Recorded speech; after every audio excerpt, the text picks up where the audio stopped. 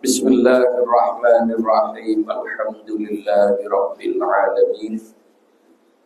Allahumma salli ala Sayyidina Muhammadin al-Fatihi lima ughliqa wal khatimi lima sabaqa nasiril haqqi bil haqqi wal hadi ila siratikal mustaqim wa ala alihi haqqa qadrihi wa miqdarihi al-azim. Amma ba'du.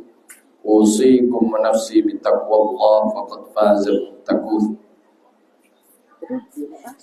Qala Allah Ta'ala fi kitabihil karim, ya ayyuhalladzina amanu taqullaha haqqa tuqatih wa la tamutunna illa wa antum muslimun wa antasimu bihablillahi jami'an wa la tafarraqu.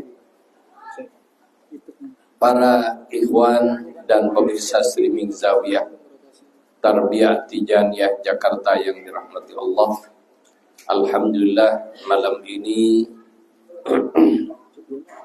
kita bisa berkumpul ngaji bersama mudzakarah dengan topik yang sebentar lagi akan kita hadapi bersama,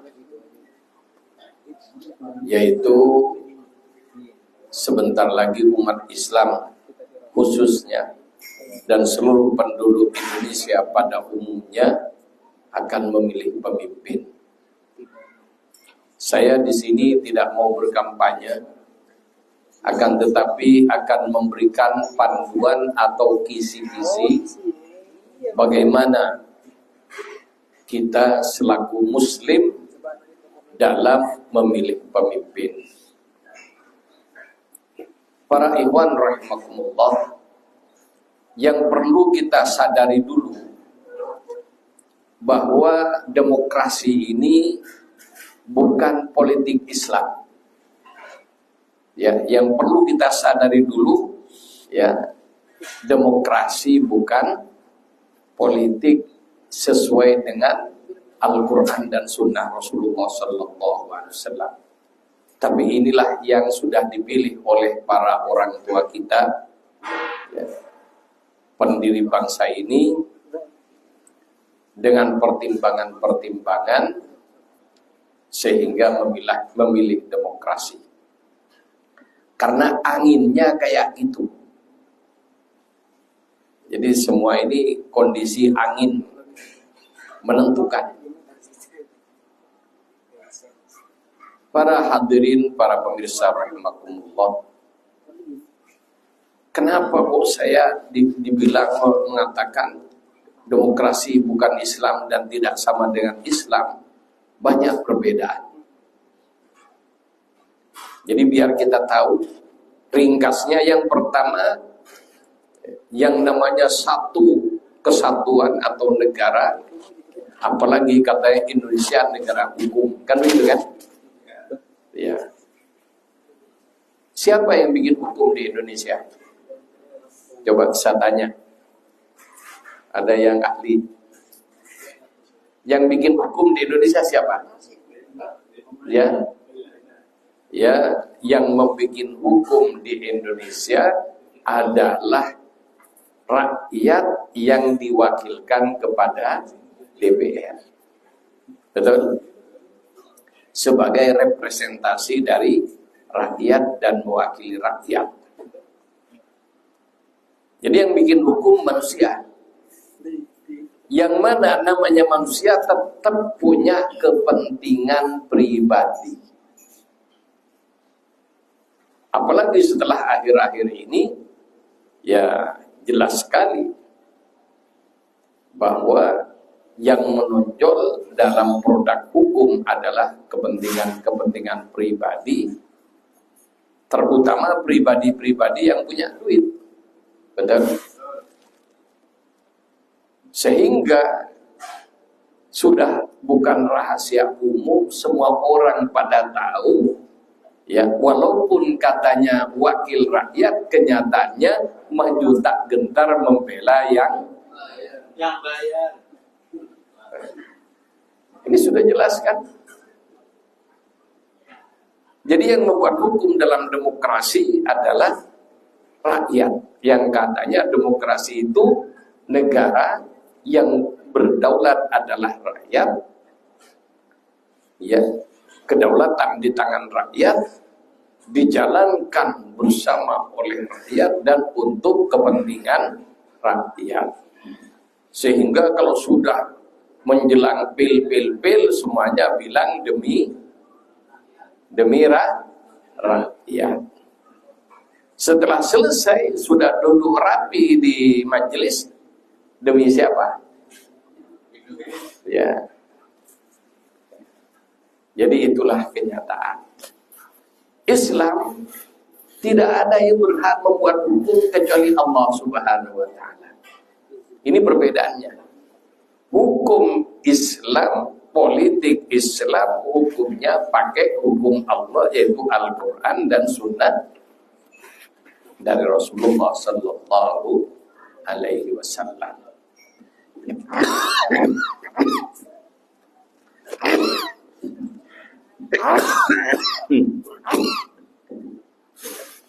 Karena hukum yang menentukan Allah pasti adil. Kenapa? Allah tidak punya kepentingan. Kalau manusia tetap punya kepentingan. Kemudian Allah Maha tahu, manusia sedikit pengetahuannya, sehingga hukum harus nambah terus. Betul? Ketika ada kejadian, ternyata belum ada payung hukumnya, tidak bisa ditindak. Kenapa? Tidak punya payung hukum. Itu jemawa kalau demokrasi ini segala-galanya. Kemudian ketika kita mengajak pakai hukum Allah, langsung teroris. Betul? Nah, ini kenyataan. Jadi dalam demokrasi, ya. Kemudian dalam istilahnya, demokrasi itu dari bahasa Yunani. Demos kratos, bahasa Yunani. Menjadi demokrasi. Kalau bahasa Inggris, democracy. Itu kalau orang Inggris bilang. Jadi para ikhwan rahimakumullah, ini perbedaan yang pertama tentang sumber hukum. Dalam demokrasi, hukum dibuat sama masyarakat, sementara dalam Islam Allah yang membuat. Bahkan ya, kalau kita belajar hukum pidana dan perdata yang tertulis dalam kitab undang-undang hukum pidana dan perdata KUHP, siapa yang buat? Buatan Belanda yang pernah menjajah kita. Ini sehingga Belanda menjajah kita itu aslinya belum selesai. Orangnya sudah pergi, celana kolornya ketinggalan. Apa? Ya, buktinya orang Indonesia banyak yang mulai tiru-tiru orang Belanda dalam berpakaian. Itu termasuk hukumnya juga dipakai. Padahal ya semua sadar yang menjajah itu Belanda. Tapi Masya Allah, kalau diajak menggunakan hukum Islam buatan Allah yang sempurna, wah langsung fanatik. Itu capnya. Kita tidak boleh fanatik. Lah kalau fanatik sama Belanda gak apa-apa. Kan sama-sama fanatik kan. Jadi fanatik dengan Belanda nggak apa-apa, fanatik dengan hukum Allah nggak boleh. Ini sebelum kita membahas memilih pemimpinnya. Kemudian yang kedua, ya, dalam demokrasi ada kemiripan, tapi tidak sama, mirip dengan sistem Islam, yaitu ada musyawarah. Jadi ada musyawarah mufakat. Kemudian diletakkan dalam Pancasila kerakyatan yang dipimpin oleh hikmat kebijaksanaan dalam permusyawaratan perwakilan. Para ikhwan rahimakumullah, bagaimana hukum Islam dengan demokrasi? Kalau dalam demokrasi, ketika musyawarah mentok, akhirnya veto, voting. Yang banyak pengikutnya menang, yang kalah pengikut kalah. Ini. Sehingga contohnya ada pelacuran, ada perjudian, dibahas di DPR. Yang setuju dengan pelacuran dan perjudian lebih banyak daripada yang tidak setuju, maka berlaku.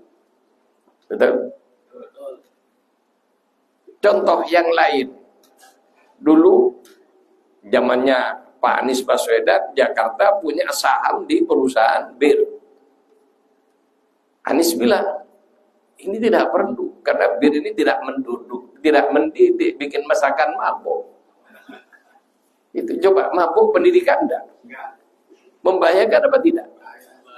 Membahayakan. Kemudian ketika DKI ingin mencabut sahamnya, ingin menjual sahamnya, apa? Ditentang habis-habisan. Karena yang menjadi anggota DPR lebih banyak peminumnya. Kalau tidak peminum, kira-kira setuju enggak dengan bil? Ternyata yang tidak setuju dicabut, yang tidak setuju dijual adalah lebih banyak daripada yang setuju dijual. Maka sampai sekarang masih punya saham di pabrik bir. Jadi itulah, kalau dalam demokrasi yang menang dan dipakai itu keputusan adalah jika menang voting, suara terbanyak. Tak peduli salah atau tidak salah atau benar, tidak peduli mudarat atau manfaat. Yang penting suara terbanyak dipakai. Dalam Islam bagaimana musyawarah dalam Islam? Karena tolok ukurnya hukum Allah, Al-Quran dan Sunnah, maka andaikan ada 1000 wakil rakyat musyawarah, kemudian 999 setuju, ya, pelacuran, perjudian, minuman keras, setuju, tetap berdiri. Tapi satu yang tidak setuju. Akan tetapi yang tidak setuju ini punya dalil sesuai Quran dan Sunnah. Ini dalilnya. Qurannya begini, hadisnya seperti ini, pendapat para ahli ulama seperti ini. Maka kalau pakai hukum Islam, yang diterima yang satu orang. Yang 999 tidak diterima. Ini perbedaan demokrasi dengan Islam. Oleh itu orang Islam tolong jangan terlalu mendewa-dewakan demokrasi. Ya kita terus bagaimana? Sudah kayak gini kita terima aja. Karena kita sendirian pun juga teriak-teriak, paling-paling nanti dibilang subversif.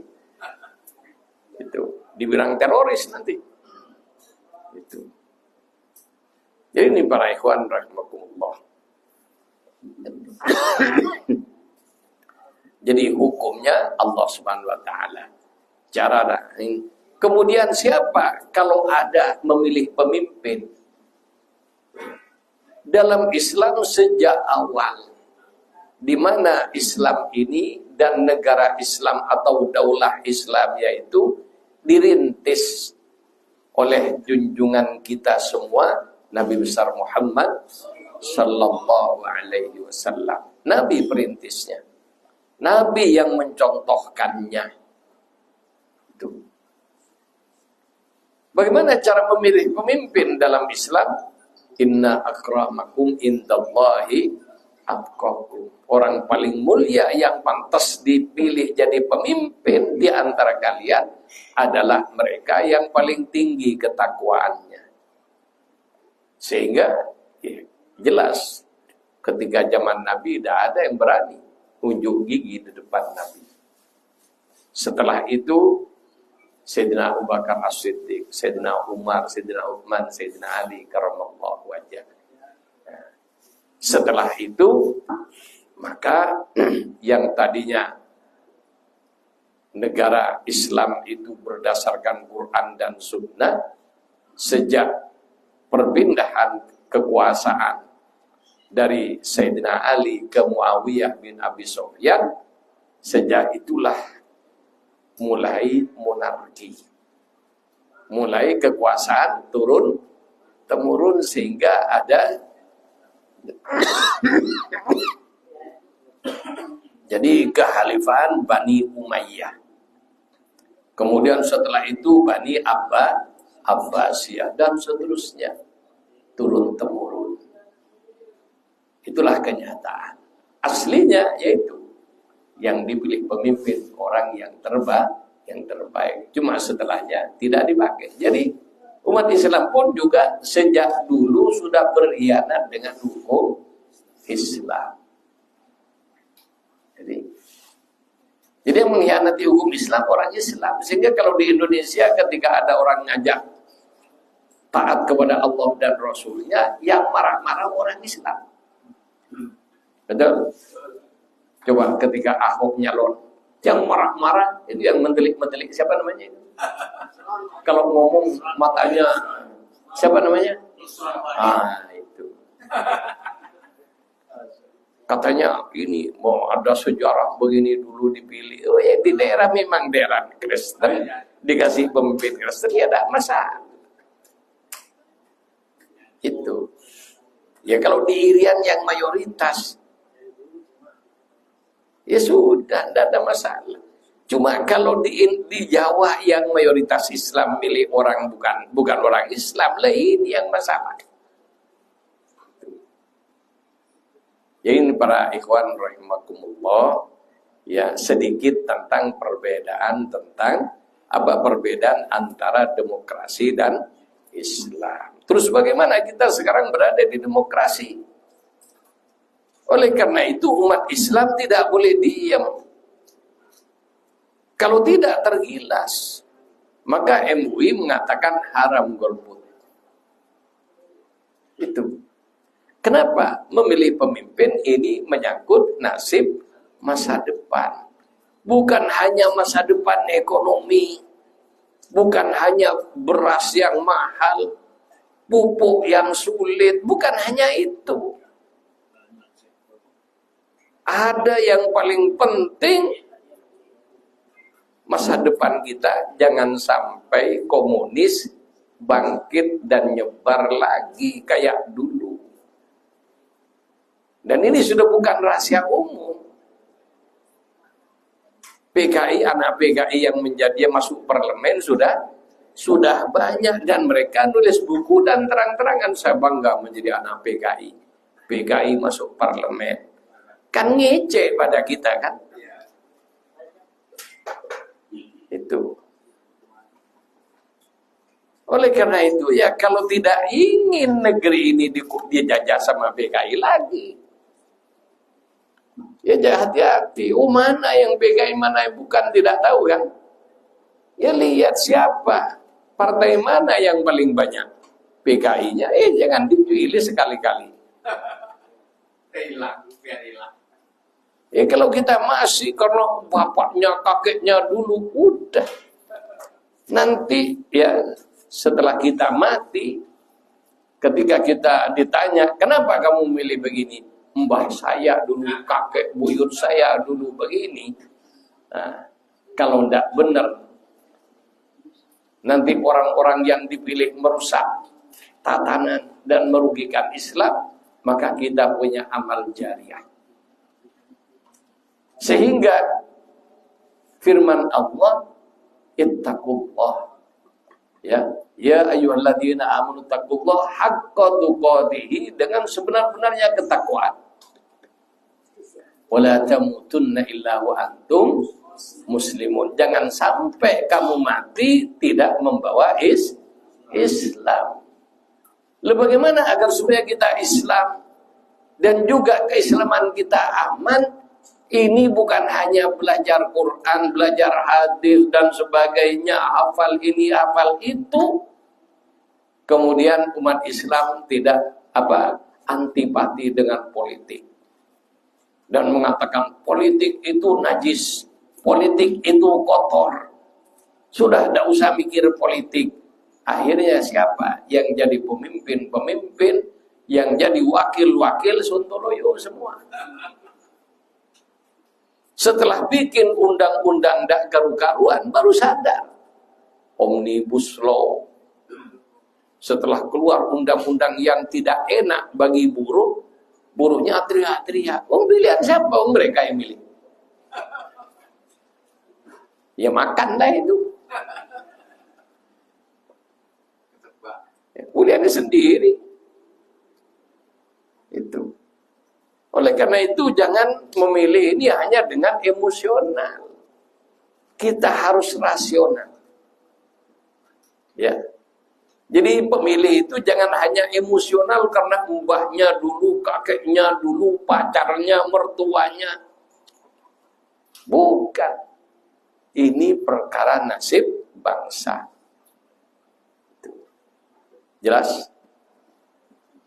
Ini para ikhwan rahimakumullah harus sadar. Sehingga kalau ada umat Islam sekarang, kenapa? Ya.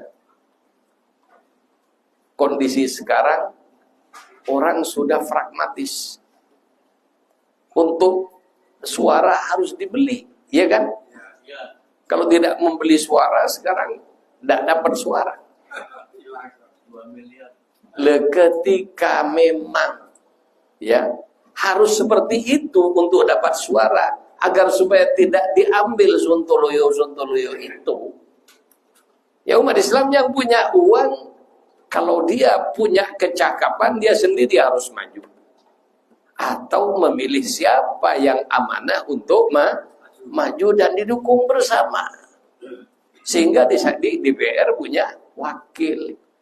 Ya termasuk juga ketika memilih dari lurah, camat, kalau camat tidak ada, bupati, wali kota, gubernur, pengalaman. Dulu ketika zaman Fauzi Bowo jadi gubernur, saya masih baru di Jakarta. Kalau hari Jumat anak SD, SMP pakai celana dan baju koko, benar? Yang perempuan pakai baju muslimah, pakai kerudung. Minimal hari Jumat seperti itu. Coba setelah Ahok berkuasa, dia hapus semua kan. Ini kenyataan. Itu. Kenyataan. Ini bukan fitnah. Saya penduduk DKI dan Anda semua kebanyakan penduduk DKI atau sudah lama tinggal di DKI. Merasakan perubahan. Ini berikhwan rahimakumullah. Jadi pentingnya menguasai tempat-tempat penting di kedudukan politik ini penting. Jadi fardu kifayah. Kalau ada orang pintar dan mampu istiqomah, amanah, maka wajib dia maju. Kalau ada yang punya harta tapi tidak mampu, harus rela mendukung orang yang mampu untuk maju. Jadi sudah ada bidangnya masing-masing. Yang punya harta nanti dituntut oleh Allah di akhirat, untuk apa hartanya dibelanjakan?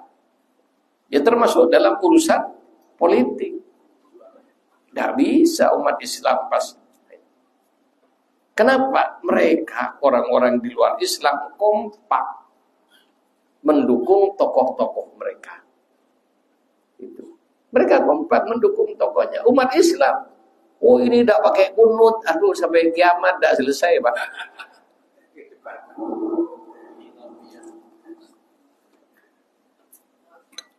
Dan memang diadu untuk kita, diadu dalam urusan ini.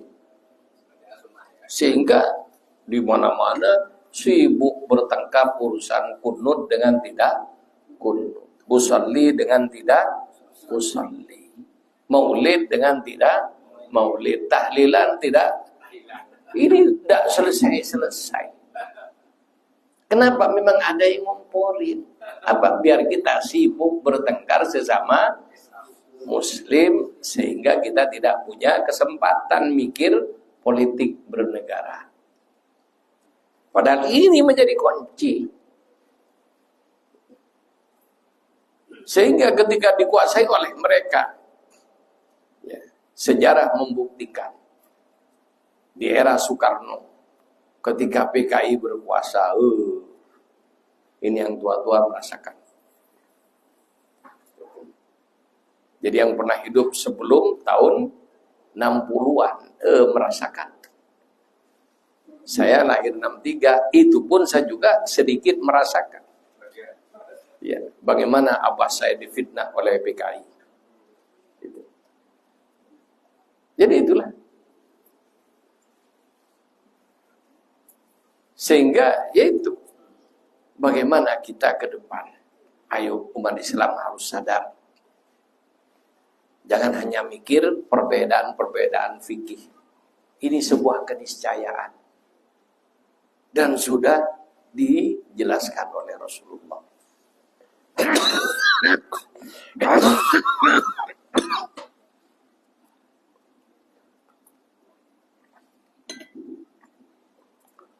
Para ikhwan dan pemirsa rahimakumullah. Jadi sedikit ya tentang perbedaan Islam dengan demokrasi. Kemudian bagaimana sikap kita dalam memilih pemimpin besok tanggal 14. Saya membuat semacam perumpamaan. Kalau Anda dikasih hidangan 3 piring nasi, ya, atau tiga jenis makanan.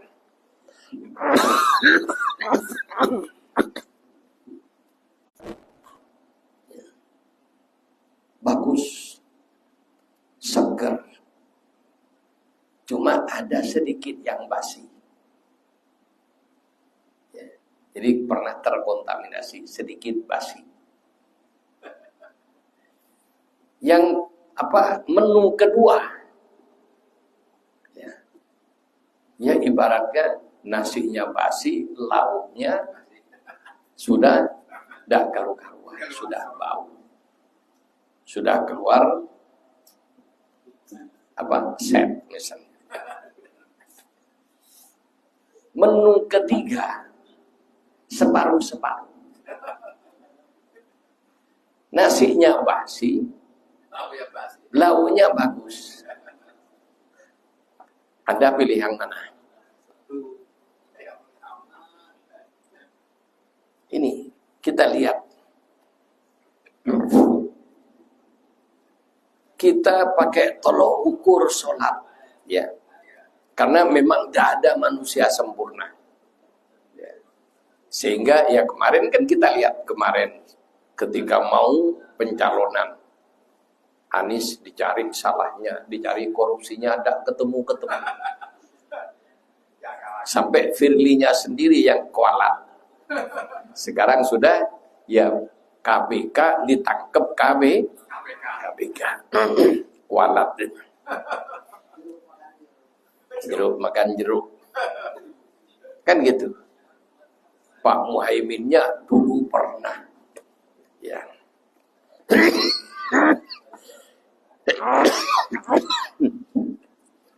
Tapi tidak jelas, artinya belum masuk pengadilan. Kemudian yang menu berikutnya kita kan sudah tahu kenyataan, dan ini bukan fitnah, bukan sulap, bukan sihir. Yang ngomong orang dalam, orang sudah ngomong semua. Dikasih tugas ngurus nemen singkong tumbuh jagung. Ini hebat. Hah? Apa enggak hebat? Maka kata Bururi, terjadi. Teknologi pertanian di Indonesia ini mengalahkan negara besar di dunia. Amerika kalah urusan pertanian. Itu. Kenapa? Sejak zaman dulu di Indonesia ini buah semangka berdaun, buah semangka berdaun sirih. Ini sekarang singkong keluar jagung. Hebat kan? Itu. Jadi apa, simsalabim atau pakai dari dukun dari mana atau teknologi dari mana itu. Kemudian ya satunya sampai ada yang nyebut anak haram, konstitusi dan lain sebagainya. Intinya yang nomor 2 ini sudah jelas kondisinya.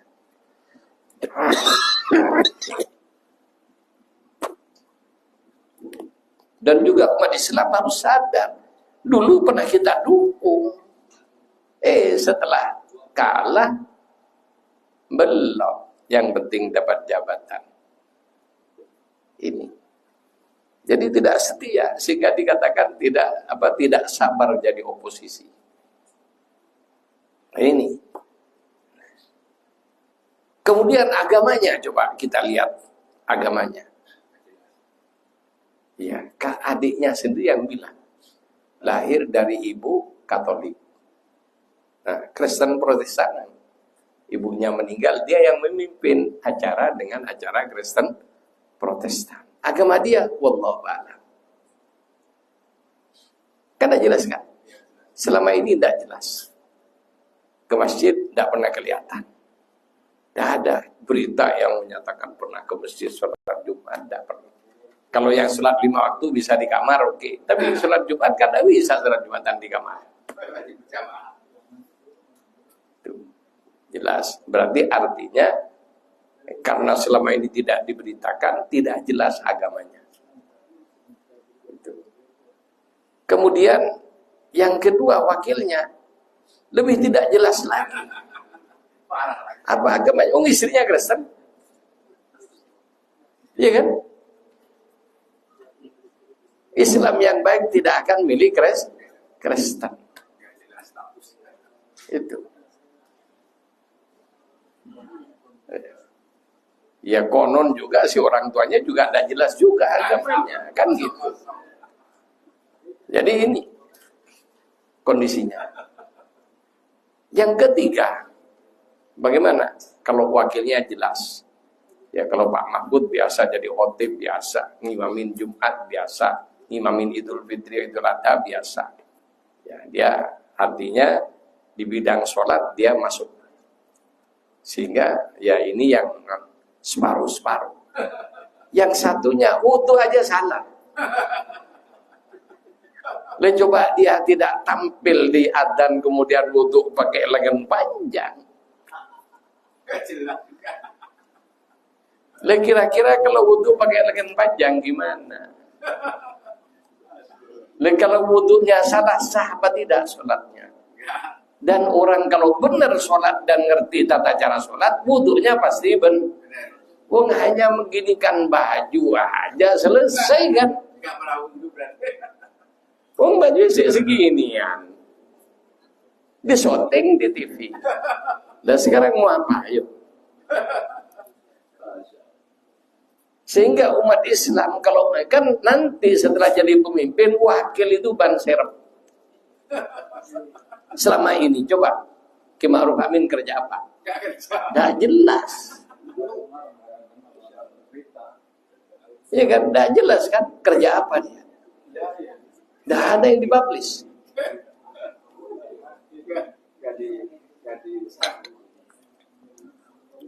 Sehingga ketika sudah jadi, yang jadi nomor 1 dan selalu one man show rata-rata presidennya. Itu terjadi sejak zaman Soekarno, Pak Harto dan setelahnya. Ini kenyataan. Sehingga ya pakai tidak usah jauh-jauh tolok ukur sholat aja, maka yang kedua dan ketiga ini secara Islam dan pandangan hukum Islam ini wajib dianulir. Itu sudah tidak masuk. Kalau standarnya Islam. Kenapa? Ya jauh tidak bisa diharapkan nanti kejujurannya. Oh sudah jelas kok semua. Di berita-berita sudah jelas. Yang 02, yaitulah jelas yang terbaru. Alutsista sekian-sekian, belanja sekian, tidak jelas dapat apa. Kalau yang nomor 3 ketika ada itu yang diungkap, yang tidak diungkap kalau bahwa juga sudah ada. Artinya inilah para ikhwan rahimakumullah, kita harus logis. Tidak ada manusia sempurna. Tapi ketika kita seperti zaman dulu, pemilu 2019, ya, adanya menu itu, maka kita pada saat itu mendukung 02. Iya 02 ya Mas. Hah? Iya Prabowo nomor berapa? Iya. Ya 02 kalah ya Mas ngomong ya. Ya kita mendukung itu dulu karena tidak ada lagi. Sehingga kaidah fikihnya mala yudroku kullu la tutraku kullu. Kalau tidak bisa dicapai semua, jangan dibuang semua. Ya buktinya sekarang apa yang didapat ya, oleh presiden yang merakyat, katanya rahmatan lil alamin, katanya 2014 dulu. Apa yang didapat? Ya, yang jelas utang tambah numpuk. Kehidupan ekonomi sampai sekarang tambah ada karu-karuan. Dan macam-macam lah kita sudah merasakan. Intinya ini kenyataan. Kemudian umat Islam, maaf, apakah ya tikus saja?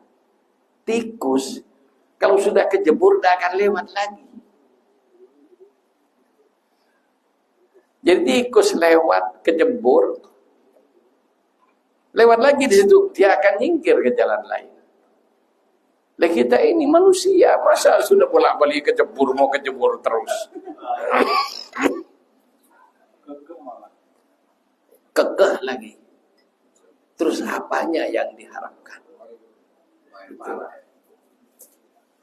Dan yang kita khawatir, super khawatir, adalah negara lain yang sudah diakuisisi oleh China, sudah ada buktinya. Kemudian China sudah kirim tenaga kerja ya sebanyak-banyaknya, termasuk mereka adigang-adigung di Morowali, mukulin orang dan macam-macam. Ini sudah kenyataan. Jadi itu. Dan banyaklah yang tidak bisa kita ceritakan. Dan kalau ini berlanjut, tinggal berapa langkah lagi sudah. Oleh karena itu, siapa tahu. Ya. Ke depan, jika kita mendapatkan pemimpin yang benar dan amanah, maka Indonesia bisa selamat. Itu aja. Karena secara hitung-hitungan kayak saya, ya sudah yang sudah 60 ke atas ini tinggal kata lagunya apa? Kata lagunya Krisdayanti, menghitung hari.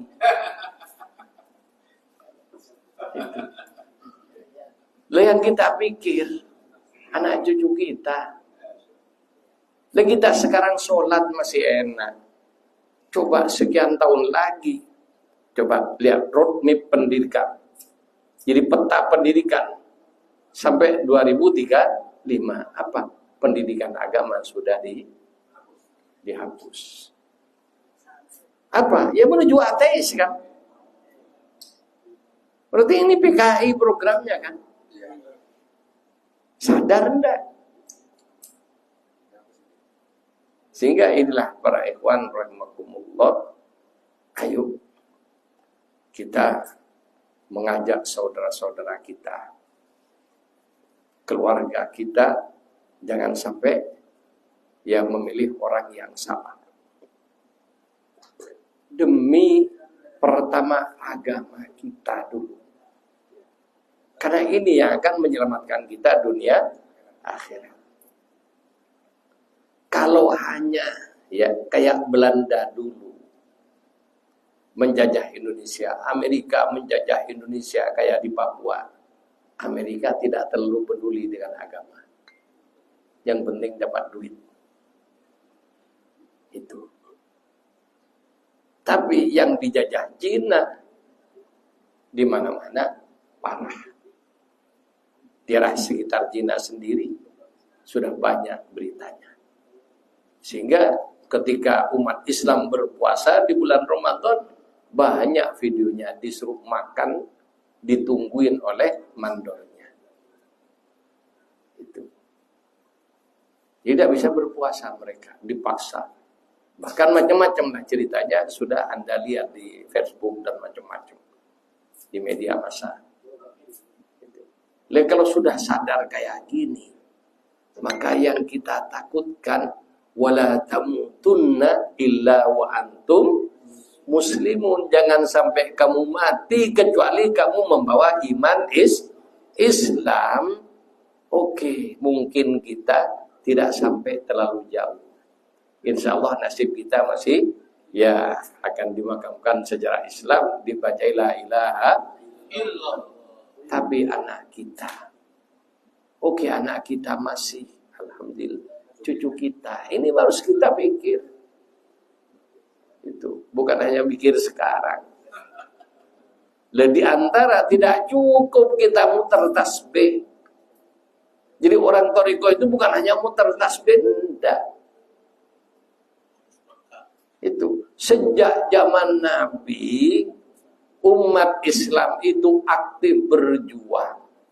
Waktunya sholat mereka rebutan shaf terdepan. Ini waktunya sholat rebutan shaf terdepan. Ya kayak Ikhwan Klender.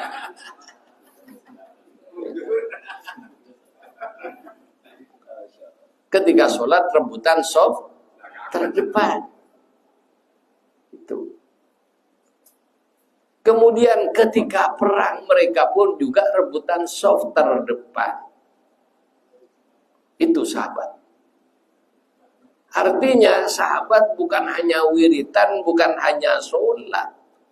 Berdagang pun sukses, politik pun juga sukses, sehingga Islam menyebar bukan gara-gara, ya bukan hanya muter tasbih aja, tetap yang namanya zikir. Karena apa? Zikir ini menguatkan jiwa kita. Akan tetapi jangan sampai kita dengan berzikir lalai dengan urusan dunia yang harus kita perjuangkan. Karena ini akan kita wariskan kepada anak cucu kita. Wala tansa nasibaka minad dunya. Jangan sampai urusan dunia pas ditinggalkan. Gara-gara orang Torikoh itu begini. Memang orang Torikoh itu hatinya meninggalkan dunia. Hatinya tidak cinta dunia, tapi badannya menguasai dunia. Pikirannya menguasai dunia. Tapi dunia bukan segala-galanya. Hanya dijadikan jembatan untuk berjuang mendapatkan keridhaan Allah Subhanahu wa ta'ala. Jadi itu.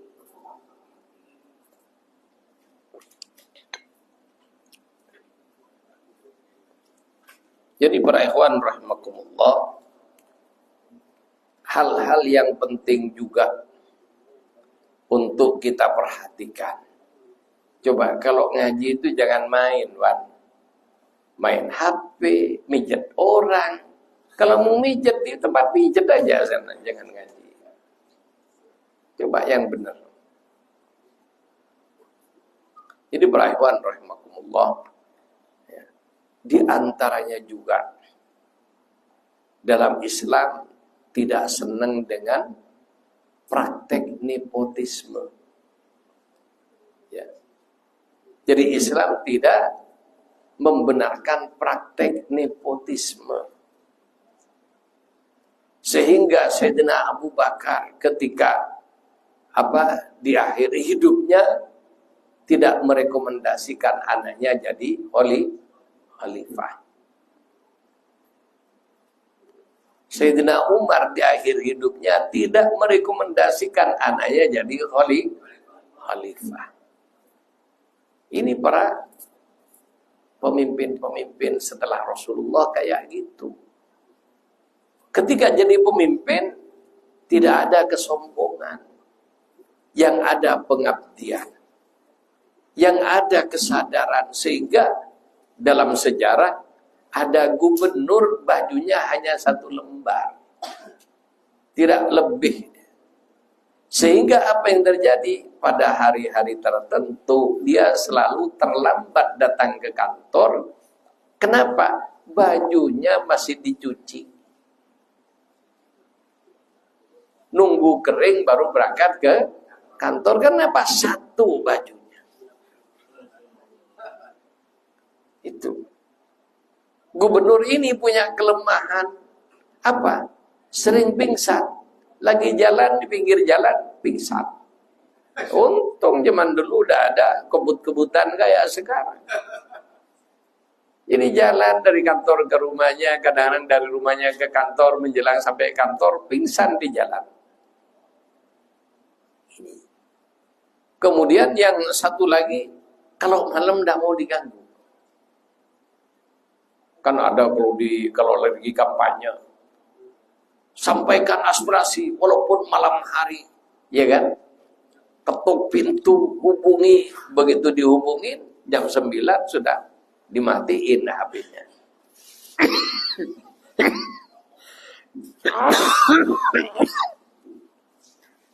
Ini para ikhwan rahimakumullah. Sehingga gubernur ini zamannya Sayyidina Umar bin Khattab, gubernur Yaman. Ketika zaman Sayyidina Umar bin Khattab dilaporin ini gubernur ke Sayyidina Umar. Akhirnya Sayyidina Umar datang ke Yaman untuk tabayyun. Jadi tidak hanya menerima laporan, maka dibuktikan laporan itu. Singkat cerita sampai di Yaman, dikumpulkan penduduk. Kemudian didatangkan sang gubernur. Kemudian Sayyidina Umar bilang, wahai gubernur, saya lupa namanya. Ini saya mendapatkan laporan dari rakyat kamu. Apa, Tuan Khalifah? Katanya, kamu pada hari-hari tertentu terlambat datang ke kantor. Sehingga orang pada nunggu pelayanan dari kamu. Kemudian yang kedua, katanya kamu sering pingsan. Duduk lagi kerja pingsan, lagi jalan pingsan, sering pingsan. Yang ketiga, katanya kalau malam kamu tidak mau nerima aduan apapun. Jadi itu.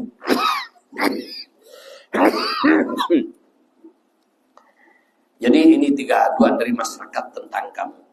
Sekarang jelaskan kepada masyarakat kamu, kenapa kamu pada hari-hari tertentu terlambat datang ke kantor. Apa kata gubernur ini? Iya, benar itu aduan.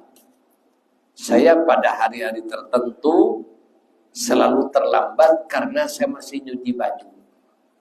Baju seragam kantor saya hanya 1 lembar, ini satu-satunya baju saya. Tidak punya baju lagi. Maka 3 hari sekali aku cuci dan aku jemur dulu dan menunggu keringnya baru berangkat ke kantor sehingga terlambat. Oh begitu. Yang kedua, kamu katanya sering pingsan. Iya. Kenapa kamu kok pingsan? Iya. Saya dulu kan tidak mau diminta jadi gubernur aslinya, tapi dipaksa saya harus nerima. Nah, ini jadi gubernur terpaksa. Bukan ambisi, enggak. Jadi dipaksa, ditunjuk, harus mau. Dan ini dalam Islam. Minta jabatan tidak boleh, tapi kalau diberi jabatan tidak boleh nolak kalau dipercaya orang. Terus kenapa kok kamu pingsan? Sering pingsan? Iya. Saya mikir dosa saya. Dan saya mikir nanti saya harus bertanggung jawab kepada Allah di depan timbangan amal. Mikir dosa sendiri aja saya sudah bingung bagaimana, apakah cukup amal perbuatan kebaikan saya untuk menghapus dosa-dosa saya. Sudah mikir amal sendiri, saya ditempuhi tanggung jawab masyarakat sebanyak ini. Sehingga kalau sudah ingat tanggung jawab, ingat hisab, ya saya kuat sudah. Dan sudah tidak ingat apa-apa. Ya mungkin kata orang saya pingsan. Itu masalahnya. Nah, kalau orang sekarang ada enggak yang pingsan ingat hisab? Itu. Jadi di perayaan rahmatullah. Terus kamu katanya kalau malam tidak bisa diganggu. Iya, masa sepanjang hari saya sudah ngelayanin masyarakat. Sampai kesempatan saya sujud dan berzikir dan munajat kepada Allah ada waktu di siang hari. Lalu kalau sudah siang hari sudah saya berikan pada masyarakat, masa malam hari saya mau sujud kepada Allah masih mau diganggu oleh masyarakat? Inilah saya, kondisi saya. Kalau masyarakat di sini tidak mau dengan cara saya, ya pecat saya. Saya siap berhenti sekarang juga. Lontar dulu, jangan langsung mundur. Kemudian masyarakat ditanya, wahai penduduk,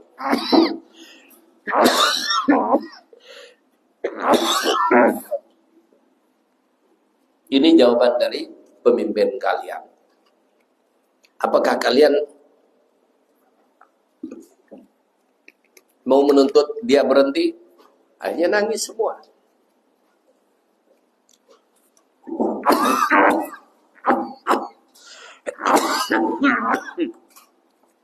Jadi masyarakat nangis semua akhirnya.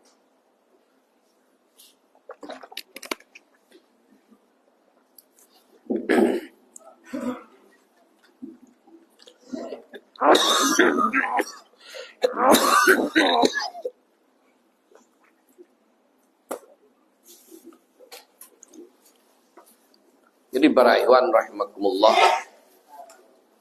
kembali lagi dengan tugas kita, ya sebagaimana diserukan oleh para tokoh, ya kita di samping selesai nyoblos, terutama yang masih sehat, ya harus piket mengawasi suara di tempat masing-masing. Ya, terutama yang dapat tugas sebagai pengawas.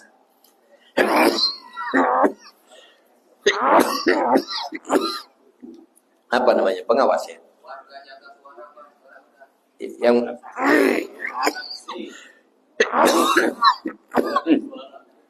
Yang bertugas jadi saksi, tolong ini amanat. Ya, karena sudah sudah pada tahu semua. Yang namanya kecurangan-kecurangan sudah ada dan terbukti di mana-mana dalam segala bentuknya. Kemudian ini juga ada berita di mana itu yang keracunan dan lain sebagainya. Ya moga-moga nanti tidak seperti itu. Sehingga juga sudah ada upaya kepada relawan untuk bikin dapur umum. Itu. Jadi tidak makan dari catering yang disediakan. Ini saking tidak percayanya sudah pada negara ini. Ini sudah rusak sudah. Oleh karena itu, kalau sadar kayak gitu kepada penyelenggara negara, ayo yang sadar. Kemudian Anda akan mati juga. Selesai pemilu, Anda menang atau kalah kembali pada masyarakat. Ketika kembali pada masyarakat sudah terlalu sering dibohongi. Nanti ditakutkan kesabaran masyarakat hilang. Itu. Jadi kita tidak ingin ada people power macam-macam dan lain sebagainya, karena mesti makan korban. Ya, oleh karena itu kita berharap damai, akan tetapi jangan sampai mencurangi.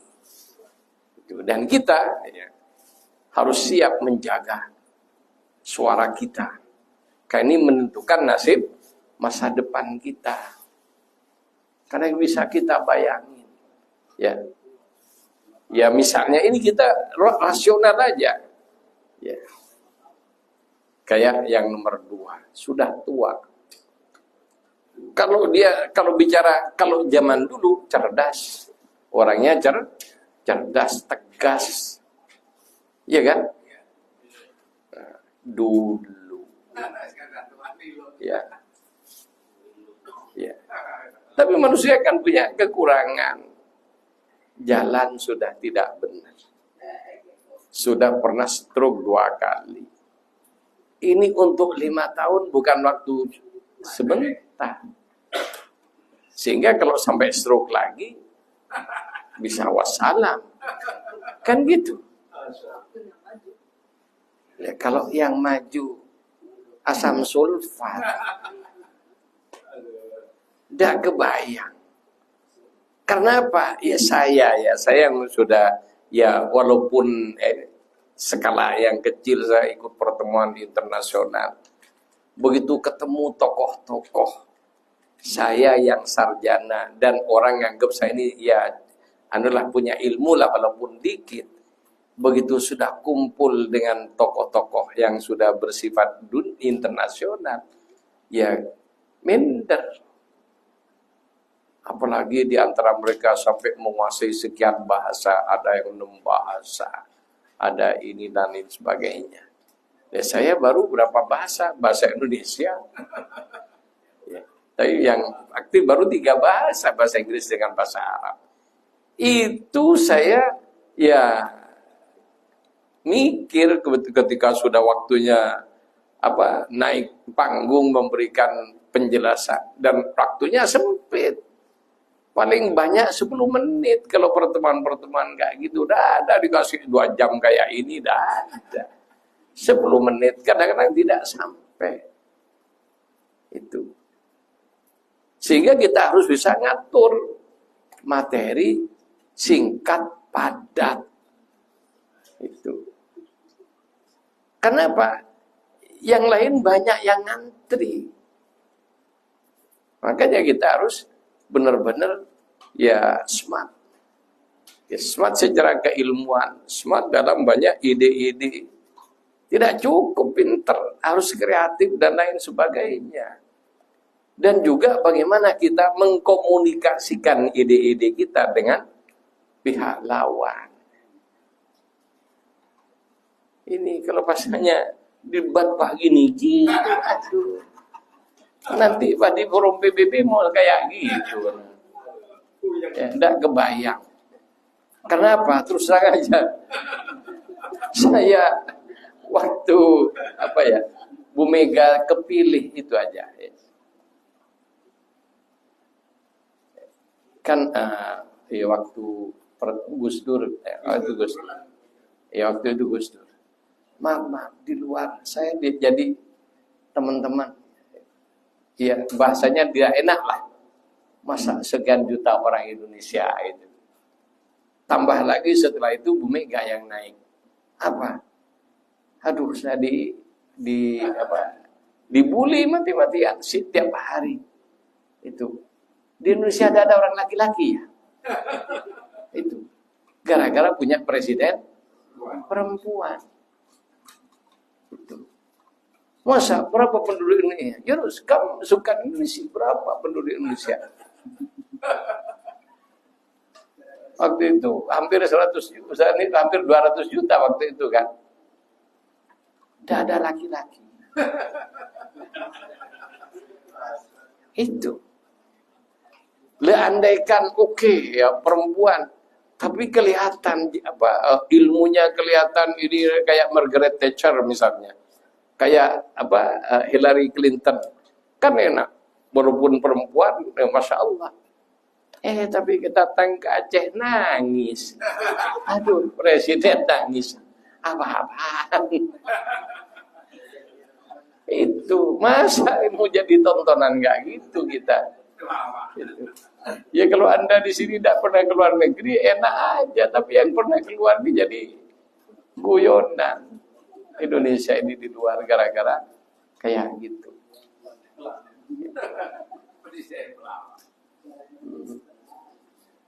Jadi itu para ikhwan rahimakumullah. Jadi kita ayo ya ke depan, tidak usah mikir. Tapi perlu jadi pelajarannya masa lalu itu penting. Ya, karena apa? Ya kita ini untuk memilih ya kepada teman-teman. Sejelek-jeleknya Pak Harto zaman Orde Baru membangun di mana-mana. Betul? Setelah jatuh Pak Harto, diganti B.J. Habibie dan Gus Dur, dari terpuruk kembali bertahap. Kan gitu kan? Kemudian setelah dipimpin ya emaknya ini dijual, kan dijual. Kapal tanker Pertamina dijual, habis gitu nyewa. Kok bisa? Itu kemana berpikirnya? Punya barang dijual, habis itu nyewa. Nah ini mau diulang lagi. Jakarta mau dijual, bingung bikin, di sono nyewa. Aduh, kemana itu? Nggak habis pikir. Jadi ini para ikhwan rahimakumullah. Ya kalau kita sudah salah memilih kayak gitu. Semua diakui milik pribadi. Bansos, ini bantuan dari presiden. Presiden, aduh, mau ngomong apa saya ketawa. Memangnya duit pribadi ini uang negara. Itu. Jadi itulah macam-macam. Ya boleh karpe dewe. Akal-akalan. Jadi ya kayak gitu. Jadi para ikhwan rahimakumullah, inilah ya kenyataan yang, dan kemudian juga ya juga praktek-praktek macam-macam sudah kita tahu semua. Intinya ya ayo sekarang kita merapatkan barisan, berjuang karena Allah. Kalau kita menang, alhamdulillah. Andaikan kita dikalahkan, ya. Kalau secara matematik tidak mungkin kalah, tapi dikalahkan mungkin. Ya, andaikan dikalahkan, ya kita tidak ikut berdosa. Ya. Jadi kalau kita memilih yang benar, hatta dikalahkan, kita tidak dosa. Nyeselnya nyesel, tapi tidak dosa. Berarti kita tertipu. Tertipu dengan yang nipu, maka yang nipu nanti masuk neraka. Ya makan itu jabatan dan semuanya. Jadi kita yang penting kita tidak dosa. Ini pertama.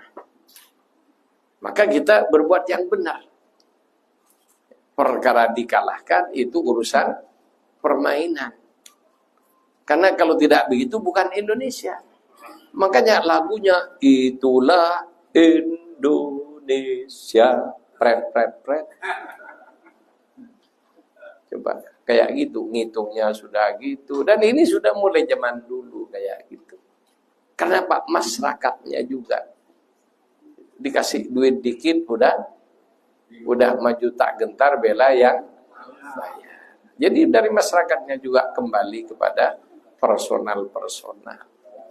Itu. Jadi itulah. Ada pertanyaan monggo? Kalau umpamanya prediksi mana ternyata kalah, terus ketahuan curangnya ketahuan banget, terus kita gulingkan. Ya itu Ustaz. Umat Islam bersatu apa enggak? Ini sekarang yang bersatu dari Kristen bersatu, Hindu bersatu. Yang pecah belah umat Islam kok. Dari laporan yang ada Pak, dari 3 kelurahan, dari kelurahan, kecamatan itu suara itu bisa dikawal. Tapi setelah dari kecamatan ke sananya itu permainan itu. Lah iya, makanya ini kan tetap mereka mengupayakan itu. Jadi kita bekerja sesuai topoksi kita, sampai di mana kemampuan kita. Tidak mungkin ngawal sampai pusat. Tapi untuk dari kecamatan ke atas sudah ada tim juga untuk itu. Ya, jadi tidak perlu kita terlalu ini. Intinya sementara dulu yang mampu kita kerjakan adalah memilih yang benar. Sehingga tidak dosa. Kemudian kita lepas dari jeratan tuntutan memilih orang tidak benar. Titik, sudah. Selesai tugas kita. Kedua, kalau kita mampu ngawal. Sampai pada titik di luar, pada titik kemampuan kita. Malaikat Jibril saja sampai langit ke-7 mundur. Iya kan? Karena kalau lewat dari situ kebakar malaikat Jibril. Dia juga, tapi ada petugas lain. Karena ngerucut nanti. Dan ini sudah dipikirkan oleh tim. Tinggal menunggu takdirnya. Kalau kita ngelihat coba kampanye di mana-mana. Kampanye Anies penuh terus. JIS disewa katanya 2 miliar lebih. Ya, yang ngebangun suruh nyewa. Hebat kan. Kita ramein tanggal 10. Ya. Jadi itulah. Ya. Jadi makanya terus bagaimana? Semampu kita, ayo. Kita berjuang. Dan kewajiban kita ikhtiar takdir Allah Subhanahu wa ta'ala. Jadi yang penting kita jangan sampai salah.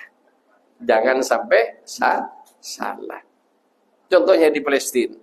Ya, teman-teman saudara kita berjuang. Kemudian bagaimana? Ya secara ini memang kalah. Sampai ada ustaz-ustaz ini harus hijrah. Mau hijrah kemana? Siapa yang mau nampung? Satu. Yang kedua, ya Indonesia andaikan tidak melawan, dulu tidak merdeka. Coba, Belanda pakai pesawat. Pada saat itu kan belum ada TNI, belum ada. Rakyat semua berjuang. Kemudian apa senjatanya? Bambu runcing. Coba masuk akal enggak? Enggak usah pesawat. Bambu runcing sama tank aja udah. Sehingga kalau saya ada 17-an, ada karnaval bambu runcing. Iya dikira bambu runcing kayak gitu bisa menang. Ada isinya. Lah disitulah. Makanya secara teori, ya tentara kita dulu andaikan belum gila, tidak bisa jadi tentara. Artinya dia sudah melampaui akal. Jadi walaupun sudah pegang bambu runcing yang ada asmanya, tapi tidak ada semangat bergelora, percuma. Jadi ada semangat yang membara. Dan tidak takut mati lagi. Semboyannya mati syahid. Merdeka atau mati syahid. Itu. Dan sini saat sekarang sudah waktunya ini. Itu. Jadi kalau kita diam terus, tidak berjuang, salah kita. Saya dengan kemampuan saya, tidak mungkin saya lari-lari ikut demo. Jalan aja sudah repot. Tapi saya punya semangat dan mengingatkan yang sehat. Jadi pendiri Hamas Syekh Yasin itu tidak bisa jalan. Pakai kursi roda. Tapi yang paling ditakuti sama Israel dia. Kenapa? Cukup Allahu Akbar, dia suaranya yang sudah lemah. Tapi karena keluar dari hati yang membara, maka laksana bom nuklir. Hati orang Palestina, tentara-tentara Palestina, terbakar hatinya. Dan siap menghadapi peluru, bahkan juga siap menghadapi bom-bom yang dilontarkan Israel. Dan Allah menolongnya. Kalau tidak dapat pertolongan dari Allah, sudah habis mulai dulu penduduk Palestina sedikit. Itu. Jadi kita jangan putus asa. Ya, nasrun minallah fathun qarib. Jadi pertolongan dari Allah. Dan kita diwajibkan berjuang, tidak diwajibkan menang. Jadi wajib berjuang. Menang kalah Allah yang tentukan. Tapi masa selamanya kalah terus. Ada waktunya menang juga. Insyaallah menang insyaallah. Ya. Jadi kita ini mulai dulu sudah dikalah-kalahkan. Terus terang aja. Jadi saya yang masih aktif dulu dari pemilu 77. Saya masih SD. Tapi dengan semangat alhamdulillah. Ya, saya waktu itu punya sepeda baru. Coba zaman dulu belum ada sepeda motor, jarang yang punya sepeda motor, naik sepeda. Sampai sejauh berapa ikut kampanye itu. Dan yang namanya tentara dulu Masya Allah, zamannya Pak Harto. Galak-galaknya minta ampun. Jadi saya masih kecil. Kemudian 77, pemilu 82. Juga waktu itu saya SMP. Jadi lulus SMP. Ya, SMA. 77, 82. Pada saat itu. Ya, alhamdulillah kita dengan segala keterbatasan. Kalau punya amalan baca idza jaa nasrullah wal fath. Ya dibaca semuanya. Ya, jadi amalan-amalan banyak. Di antaranya juga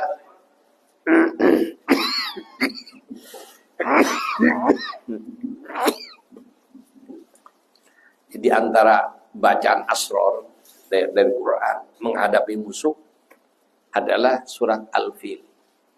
Alam taro kaifa fa'ala rabbuka bi ashabil fil. Alam yaj'al kaidahum fi tadlil wa arsala alaihim tayran ababil. Kemudian ketika tarmihim itu bayangkan musuh yang akan tarmihim, kita pakai ya, jadi merasa melempari mereka dengan batu neraka. Tarmihim, tarmihim, tarmihim, tanpa nafas 3 kali. Ya, dalam menahan nafas. Tarmihim, tarmihim, tarmihim bihijaratin min sijil faja'alahum ka'asfim makul. Baca tiap habis sholat. Itu salah satu ini. Kalau untuk kemenang, idza jaa nasrullahi wal fath wa ra'aitan nasa yadkhuluna fi dinillahi afwaja fasabbih bihamdi rabbika wastaghfiru innahu kana tawwaba. Baca setiap rakaat pertama dalam sholat.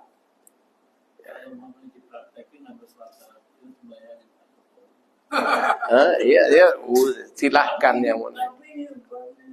Iya.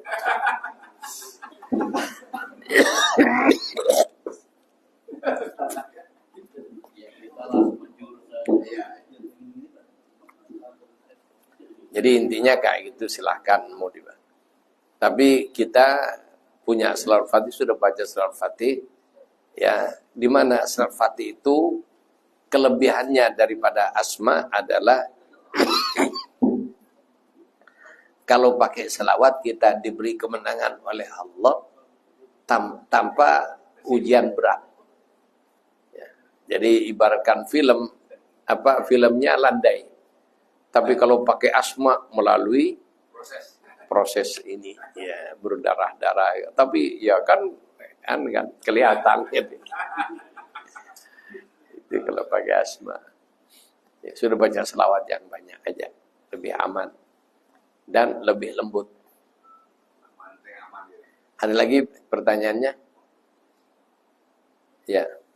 Ini gua mau bertanya, kalau pas buat sholat sunnah atau wajib, terus pas habis sholat, habis baca sholawat Ibrahim atau sebelum sholat Ibrahim, kita tamin seluruh kamar boleh nggak Pak?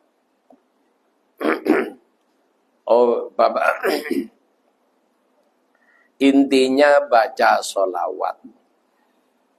Itu intinya baca sholawat. Tapi pas ini pas keadaan sholat gitu, jadi pas habis sholat Ibrahim, pas tahiyat.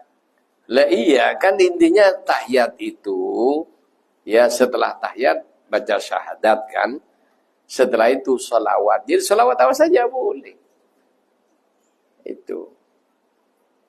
Jadi kalau kita kembali kepada hukumnya, bacaan tahiyat, kemudian syahadat, kemudian salawat. Jadi tidak dari salawat yang terpendek, Allahumma shalli ala sayyidina Muhammad wa ala ali sayyidina Muhammad, cukup. Mau yang panjang juga boleh. Yang dianjurkan salawat Ibrahimi. Cuma kalau mau menjaga ya, karena Jawharatul Kamal ini punya kekhususan, maka ya sebaiknya bikin waktu tersendiri untuk baca Jawharatul Kamal. Tuh. Ada lagi? Tidak ada lagi pertanyaannya. Ya. Ya.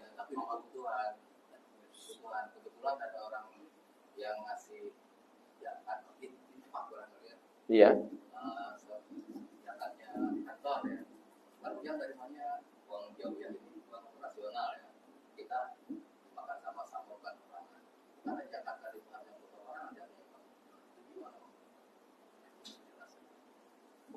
Jadi ada zakat diberikan ke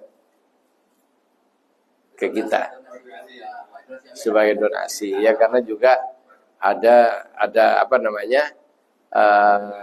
ya donatur tapi memberikan zakat. Aslinya zakat itu ya dibagi-bagikan. Ya dia dibagi-bagi kepada yang berhak, terutama yang punya utang. Gharim diantaranya, fakir miskin. Nah di sini kebanyakan masuk semua ini. Ya. Jadi fakir itu tidak punya pekerjaan, tidak punya sumber, punya kebutuhan. Ya contohnya lagi nganggur, istrinya 2, nah ini, nah, itu fakir. Nah, kemudian kalau miskin bagaimana? Pekerjaan ada, tapi gajinya tidak cukup. Itu namanya miskin. Itu. Berhak itu. Termasuk juga gharim, orang yang punya utang. Jadi termasuk juga budak yang ingin memerdekakan diri. Ya, tapi tidak ada sekarang. Tapi budak cinta banyak.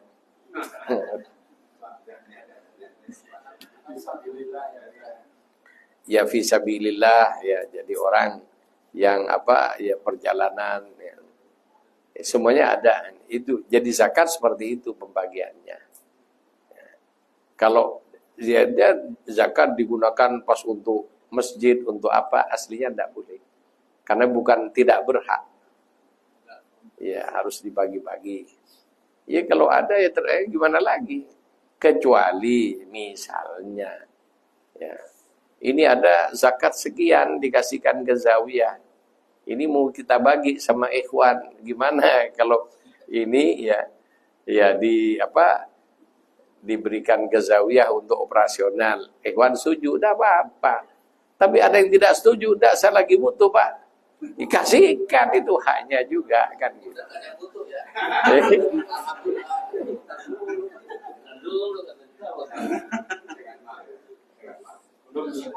Makanya dulu ketika masih di Klender, pas kebetulan mau bayar zawiyah kan, kemudian ada ya almarhum Bu Titik dulu bawa uang 50 juta, kemudian bilang ke saya, yang diantar Ustaz Seri ya dulu atau sendiri? Yang ngantar. Iya. Ya kemudian saya tanya, ini apa akadnya? Ya ini dia kaget kan. Apa akadnya? Kalau zakat saya bagi-bagi Bu. Kalau infak ya, kalau niatnya infak zawiyah, ya untuk zawiyah. Itu. Jadi harus jelas.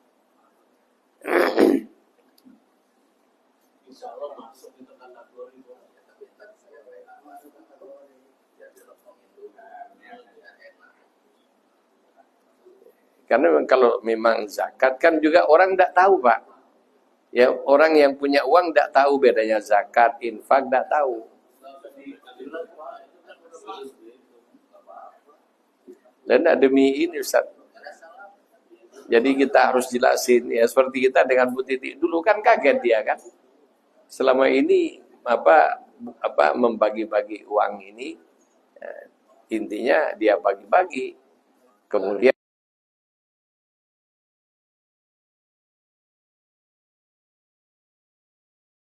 pas.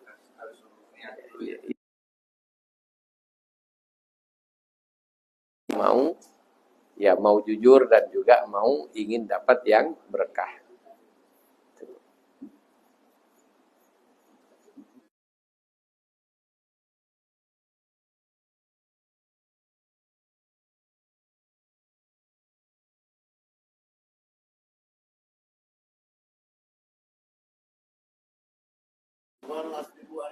Zakat.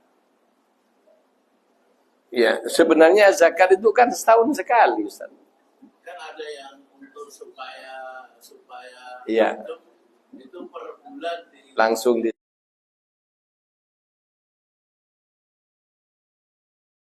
itu selama setahun penuh. Iya, nisabnya. Kalau harus sudah masuk ke nisab. Kan macam-macam, Pak. Kan ada kalau dari harta yang diem namanya zakatul mal. Kalau pendapatan dari apa? Dagang, zakatul tijarah. Kependapatan dari pertanian, zakatul zuru. Zakat pertanian. Ya, tergantung. Tuh. zakat profesi. Ya kalau zakat profesi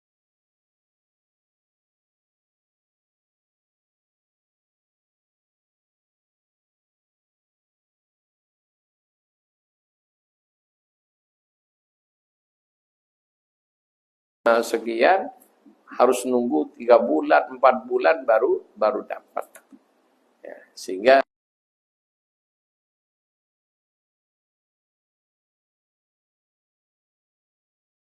ini penting dizakati. Tidak ada pendapatan yang kayak notaris zaman Nabi kan tidak ada.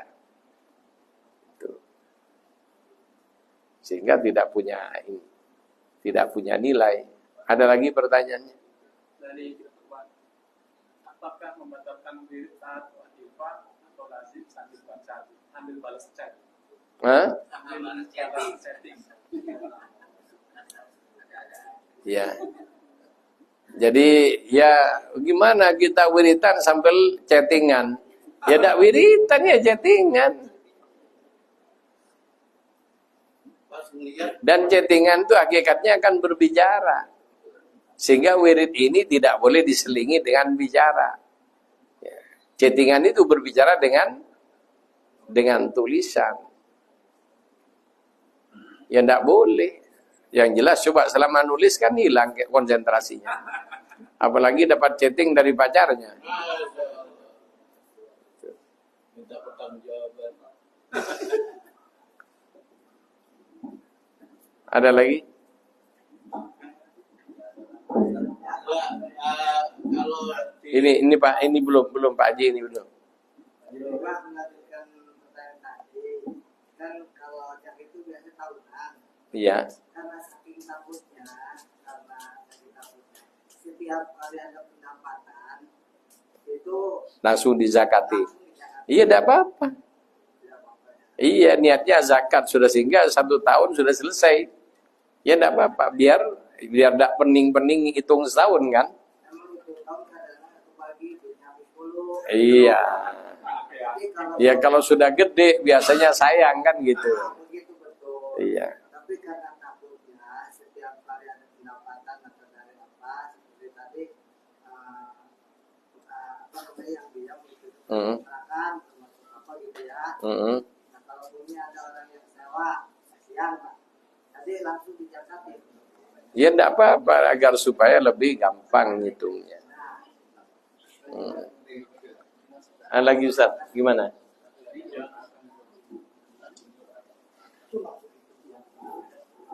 kan ada Pak di pemakaman itu pas ngepel-ngepel. Iya. Itu Iya. baca alam taro dulu. Iya. Bukan alam taro inan zilna fi lailatul qadar itu. Al-qadar. Katanya wa arsalalim biar ditimpuk itu setan. Enggak, itu memang ada hadir atau mungkin deh al-qadar deh. Iya. Jadi ya saya tidak langsung menemukan hadisnya karena ini baru sekarang pertanyaannya ini. Ya. Ya, tapi juga ya.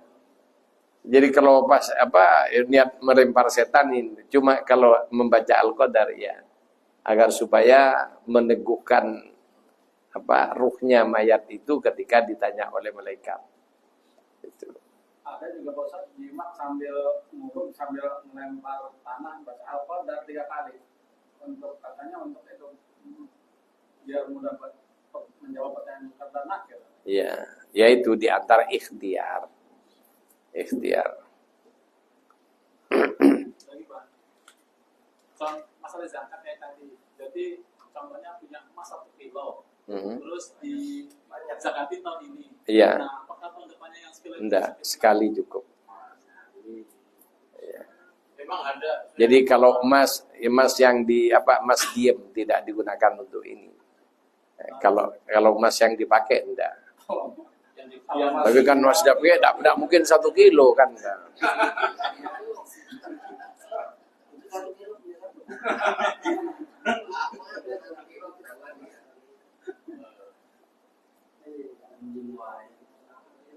Ada lagi?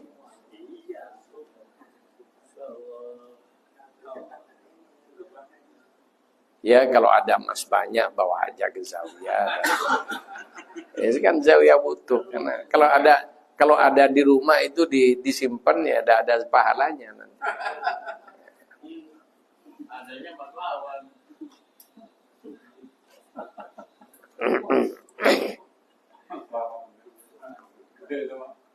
Sudah?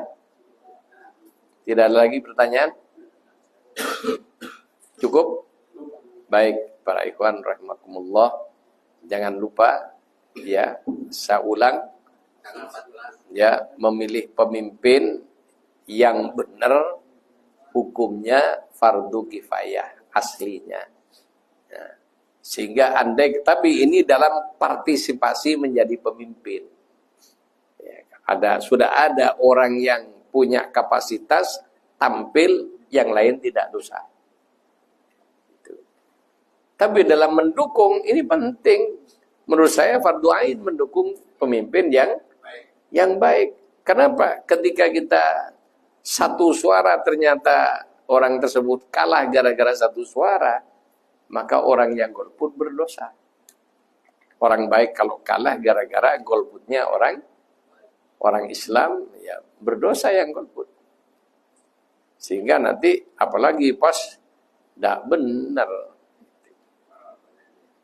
Jadi seperti itu. Baik para ikhwan rahimakumullah, semoga Allah memantapkan hati kita berjuang di jalan yang benar, memilih pemimpin yang benar, dan semoga Allah Subhanahu wa taala ya memberi kepada kita kesempatan berjuang, dan ke depan semoga yang benar dimenangkan oleh Allah Subhanahu wa taala. Kurang lebihnya mohon maaf. Assalamualaikum warahmatullahi wabarakatuh. Ya. Ya, kalau walaupun partai Islam tapi yang didukung Banteng,